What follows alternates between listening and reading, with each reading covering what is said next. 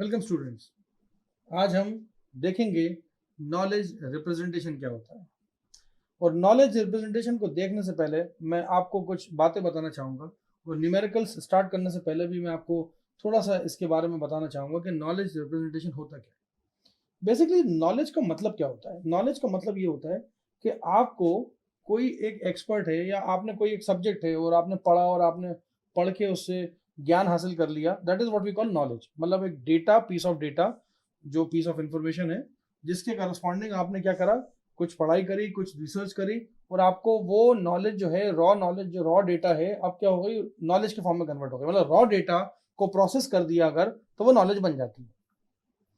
मतलब ये कि शायद एबीसीडी तो हम सबको ही आती है, अल्फाबेट से 26 नर्सरी से पढ़ते आ रहा है, लेकिन अगर उसको सही फॉर्म में जमाना आ जाए तो शायद केमिस्ट्री की कोई इक्वेशन बन सकती है। और केमिस्ट्री की इक्वेशन जो बनेगी, that is what we call knowledge for that particular equation या उस पर्टिकुलर सब्सटेंस की। हमने पढ़ा था कि A for apple, B for bat and C for car, but C for carbon हो गया। दैट सी फॉर कार्बन जब हुआ, ये कार्बन जब बना, ये सी से सिर्फ कार या कैट नहीं बनाना, सी से कार्बन जब बना, तब आप अपनी स्कूलिंग के अंदर 7th 8th क्लास में पहुंच चुके थे। मतलब अब आपको कोई सी लिख के देता है तो आप उसका बोलेंगे कि इसका आइटम नंबर क्या है। तो जाहिर सी बात है कि यहाँ पे मैं अल्फाबेट ले रहा हूँ सी, लेकिन उसके कई अलग अलग जगह पे, कहीं उसको स्पीड ऑफ लाइट बोला जाता है, तो कहीं उसको कार्बन बोला जाता है, तो कहीं कुछ, तो कहीं कुछ। हर जगह पे उसकी डेफिनेशंस अलग अलग होती है। ये जो है, ये जो मैंने आपको एग्जांपल दिया है एक छोटे से अल्फाबेट सी का, ये था कि किसी एक रॉ डेटा को आपने प्रोसेस कैसे करा, वो नॉलेज कैसे बनाया। जब नॉलेज को, बहुत सारी नॉलेजेस को इकट्ठा करके एक जगह रखा जाता है, एक जगह उसको अर्जित करके रखा जाता है, उस चीज को कहते हैं हम नॉलेज बेस। और ये नॉलेज बेस जो है वो तैयार करता कौन है? एक्सपर्ट। अब नॉलेज बेस तो तैयार हो गया, नॉलेज बेस तो आपका रेडी हो गया जो कि एक्सपर्ट ने तैयार करा। इसके ऊपर रूल्स इंप्लीमेंट करे जाते हैं, और रूल्स जो होते हैं वो यूजर इंप्लीमेंट करवाता है। मसलन के तौर पे कि मैं अपने, अगर अपनी बात करूं तो मैं एक एक्सपर्ट हूं, और मेरे पास भी मेरा ब्रेन है जिसके अंदर डेटा रखा हुआ है, जो डेटा शायद बचपन में कुछ और था, लेकिन वो ट्रांसफॉर्म होते होते होते होते, और जो मेरे टीचर्स ने मुझे पढ़ाया, जो मेरे गुरुओं ने या मेरी जो किताबें थी जिनने मुझे सिखाया, उस नॉलेज, उसको मैंने डेटा को प्रोसेस करके नॉलेज बेस यहाँ तैयार कर लिया। अब ये जो नॉलेज बेस है, इसमें जब भी कोई बच्चा मुझसे डाउट पूछता है, जब भी कोई स्टूडेंट मुझसे कोई क्वेरी जनरेट करता है जो कि एक्सपर्ट नहीं है, या कोई भी लेमैन भी अगर कोई एक्सपर्ट नहीं है जो, और वो मुझसे क्वेरी जनरेट करता है, तो मेरा नॉलेज बेस मुझे वहां मदद करता है। मतलब एंड यूजर जो है, जो यूजर इंटरफेस होता है, वो यूजर इंटरफेस रूल बेस से, रूल इंजन से रूल को अप्लाई करवाता है, और नॉलेज बेस से वो डेटा निकल के सामने आ जाता है। इसका मैं एक एग्जांपल देता हूं आपको। आपका, आपके साथ आपके फ्रेंड्स होते हैं, फैमिली होती है, और कई सारे इंसिडेंसेस होते हैं जो आपके साथ पेश आए होंगे, जो आपके सामने गुजरे होंगे, और वो सारे के सारे ब्रेन में कहीं ना कहीं स्टोर रहते हैं। जब आपको आपके टीचर सुबह सुबह आके अटेंडेंस लेते होंगे और आपका नाम अनाउंस करते होंगे, तब आपको ऑटोमेटिकली आपका ब्रेन एक इंस्ट्रक्शन देता है कि आपको बोलना है प्रेजेंट सर या प्रेजेंट मैम, विच मीन्स कि आपको पता है कि वो आपका नाम क्यों ले रहे हैं। आप इतना इन्फ्लुएंसिंग कर सकते हो, और आपका नॉलेज बेस उस टाइम पे प्रेजेंट बोलता है। अच्छा, यहीं पे यही सेम नाम की, आप जब सुबह उठते होगे तो आपके मम्मी या पापा आपको अगर बुलाते होंगे, या कोई आपको फोन कॉल आता होगा, तो आप हर जगह पे अपने नाम के अक्रॉस अलग अलग रिस्पॉन्सेज देते हो। जैसे कि अगर मान लीजिए आपको किसी ने बुलाया फोन पे, और आप उसको हेलो बोलेंगे। आपको अगर आपके घर वालों ने बुलाया तो आप उनको भी, आप या तो यस बोलेंगे, या हाँ बोलेंगे, या जी बोलेंगे, जो भी आप उनको बोलते होंगे। आप खुद ऑटोमेटिकली जो कपड़े आपको घर में पहनने हैं आप वो पहनते हो। नॉलेज बेस में आपको पता है कि आपको रेडी होके जहां जाना होगा और जिस हिसाब से आप जाना होगा, नॉलेज बेस आपकी मदद करता है कि आपको उस तरह के कपड़े पहनवाता है, क्योंकि आपके दिमाग में हर जगह के लिए कौन से कपड़े सूटेबल हैं वो स्टोर्ड है। और ये अभी से नहीं, ये बचपने से स्टोर कर दिया गया है। जब छोटे छोटे बच्चे होते हैं तो उनको भी अगर कहीं बाहर घूमने जा रहे हैं तो उसके कपड़े अलग होते हैं, रात को सोते टाइम के कपड़े। तो ये डेटाबेस आपका बनता गया, और आप या कोई भी इंसान हर जगह पे कपड़े अलग डिजाइन के पहनना, अलग स्टाइल के पहनना, ये भी एक नॉलेज बेस है। लेकिन जिस टाइम पे जैसी जरूरत पड़ती है उस टाइम पे आप वही कपड़े निकालते हो। असल में आप नहीं निकालते, आपका ब्रेन निकालता है, बिकॉज नॉलेज बेस के अंदर ये सारी चीजें स्टोर्ड है।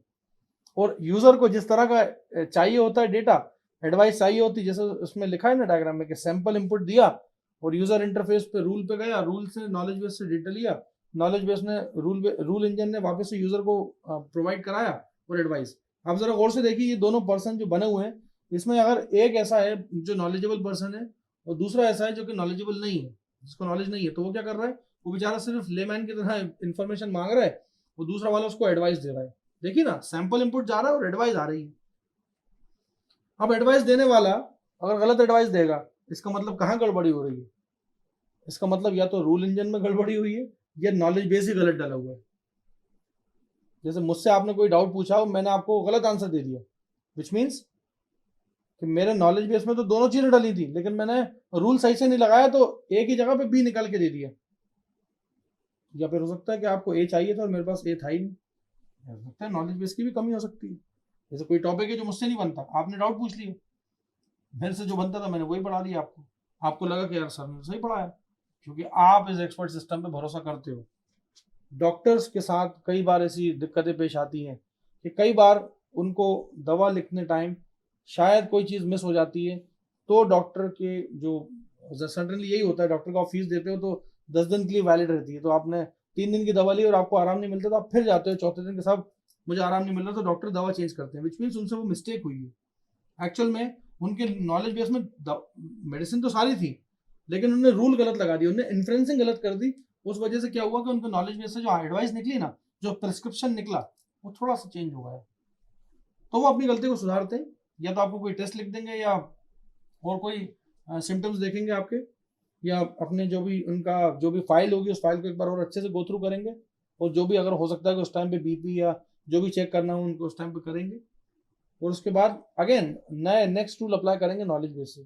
खैर ऐसे डॉक्टर के पास अगर 2-3 बार आप गए और 2-3 बार आपका इलाज सही से नहीं हुआ, तो फिर आप उस डॉक्टर के जाना बंद कर दोगे, वो एक्सपर्ट सिस्टम फेल हो जाएगा। लेकिन जनरली ऐसा होता नहीं है। वैसे तो कोई बहुत अच्छे डॉक्टर जो होते हैं उनके पास एक ही बार जाओ तो एक ही प्रिस्क्रिप्शन में काम हो जाता है।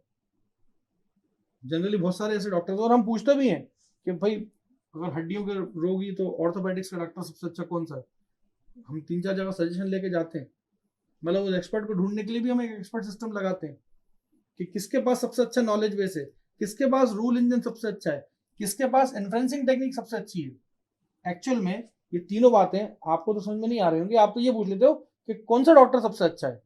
एक सिंगल वर्ड में आपने इन तीनों चीजों को कंटामिनेट कर दिया। अच्छा कौन सा डॉक्टर है, विच मीन्स कि उसका नॉलेज बेस सबसे अच्छा होना चाहिए, सबसे ज्यादा बड़ा, रूल इंजन जो हो सबसे अच्छा हो, इन्फ्लुएंस इंजन उसका सबसे अच्छा हो, इन्फ्लुएंसिंग करे। तो आप किसी बड़े डॉक्टर के पास जाते हैं तो काफी लंबी लाइन लगी रहती है वेटिंग की, और आप जाते हैं, आपका नंबर जब आता है वो आपसे 2 मिनट भी बात नहीं करेंगे, लेकिन आपको ऐसा प्रिस्क्रिप्शन लिख देंगे कोई दिक्कत नहीं आएगी। और आप जब वापस आओगे दवा मेडिसिन खाओगे तो आप बोलोगे कि वाह बड़े अच्छा डॉक्टर थे। एक्सपर्ट सिस्टम या नॉलेज बेस एक पार्ट है किसी भी सिस्टम को एक्सपर्ट करने का। खैर हम इसको एक और चीज से समझेंगे कि आप देखें जरा कि रूल बेस एंड यूजर जो है उस वो यूजर इंटरफेस पे एक बाई डायरेक्शनल एरो बना हुआ है, विच मीन इन्फॉर्मेशन देता है वो यूजर इंटरफेस से और इन्फॉर्मेशन लेता है, मतलब वो इनपुट देता है यूजर इंटरफेस को और एडवाइस लेता है यूजर इंटरफेस से। यूजर इंटरफेस का काम क्या है? यूजर इंटरफेस का काम ये है कि उसके बाद जो भी कुछ डेटा आता है वो सबसे पहले भेजता है फैक्ट्स के पास। फैक्ट्स जो होते हैं वो एनालाइज करते हैं। जैसे कि मान लीजिए मैं हूँ और मैं यूजर हूँ, मैं किसी डॉक्टर के पास जाऊंगा और मैं बोलूंगा डॉक्टर साहब मुझे बुखार आ रहा है, तो डॉक्टर साहब मेरी हाथ को पकड़ के देखेंगे या सर पे हाथ लगा के देखेंगे कि मेरी बॉडी टेम्परेचर क्या है, ज़्यादा कुछ हुआ तो थर्मोमीटर दे देंगे मुझे और कहेंगे आप थर्मोमीटर से चेक करिए क्या है बुखार, देखेंगे और मेरी बात को सच साबित हो, मतलब वो बात झूठ तो नहीं बोल रहा कहीं, वो देखेंगे। अगर मान लो मैंने झूठ बोला तो यहीं पे मेरे को वो कहेंगे कि ठीक है आप जाइए, आपको कुछ नहीं हुआ। खैर ये बात मैं अलग कह रहा हूँ, डॉक्टर्स इसमें थोड़े से एक्सपर्ट होते हैं, वो उसके बाद भी दवा लिख ही देते हैं। एनीवेज, लेकिन यूजर इंटरफेस फैक्ट्स को देखता है, क्योंकि हम मशीन की बात कर रहे हैं, मशीन झूठ नहीं करती। फैक्ट्स को देखेगा, फैक्ट्स अगर सही हुए और वाकई में मेरा टेम्परेचर बॉडी का रेस करा हुआ है तो वो चीज वो इनपुट देगा इन्फ्लुएंस मॉड्यूल। इन्फ्लुएंस मॉड्यूल जो है अपने डेटाबेस और रूल बेस से स्टोर्ड चीजों को निकालता है और इन्फ्रेंस करता है। इन्फ्रेंस का मतलब यही होता है कि डिसीजन लेता है। और डेटाबेस जो होता है वो यूजर इंटरफेस से व्यू करवाता है, विच मीन्स क्या हो सकता है कि आप किसी अगर एक्सपर्ट सिस्टम के सामने बैठे हो तो आपको कैमरे से सेंस भी कर रहा हो। उसके बाद पूरा जो दिमाग होता है वो होता है इन्फ्रेंस मॉड्यूल का, और inference module finally output generate करता है और वो आउटपुट देता है यूजर इंटरफेस को, जिसके जरिए यूजर भी उस आउटपुट को देख पाता है। अब नॉलेज बेस बनाने के लिए आपको नॉलेज की रिप्रेजेंटेशन की जरूरत पड़ेगी कि नॉलेज डालें कैसे उसके अंदर, और नॉलेज डालने के लिए हमारे पास जो तरीके हैं वो आएंगे अगले वीडियोस के अंदर कि हम किस तरह से नॉलेज को डाल सकते हैं। और ये जो इन्फ्रेंसिंग है ये किस तरह से होती है, मैं ह्यूमन ब्रेन की बात नहीं कर रहा। ह्यूमन ब्रेन की इन्फ्रेंसिंग तो आप खुद ही सीख गए हो और आप समझदार हो, सॉरी इंटेलिजेंट हो, क्योंकि इंटेलिजेंस ही तो पढ़ रहे हैं हम। अब हमें ये देखना है कि वो जो आर्टिफिशियल इंटेलिजेंस है उसमें ये नॉलेज और उसमें ये इन्फ्रेंसिंग और उसमें ये दिमाग लगाना कहाँ से आता है। उसके लिए हमें देखना पड़ेगा कि उसको रिप्रेजेंट कैसे करते हैं सबसे पहले, क्योंकि ये सिस्टम अपने आप नहीं बन रहा, इसको हमें बनाना है। और जब ये बन जाएगा तो शायद आपने सुना होगा कि मशीन लर्निंग एल्गोरिथम्स अपने आप सेल्फ अडेप्टिव होती हैं, अपने आप सीखेंगे फिर वो। तो शुरुआत तो कहीं ना कहीं से करनी पड़ेगी। खैर, ये है नॉलेज रिप्रेजेंटेशन का एक छोटा सा introduction. Thank you so much.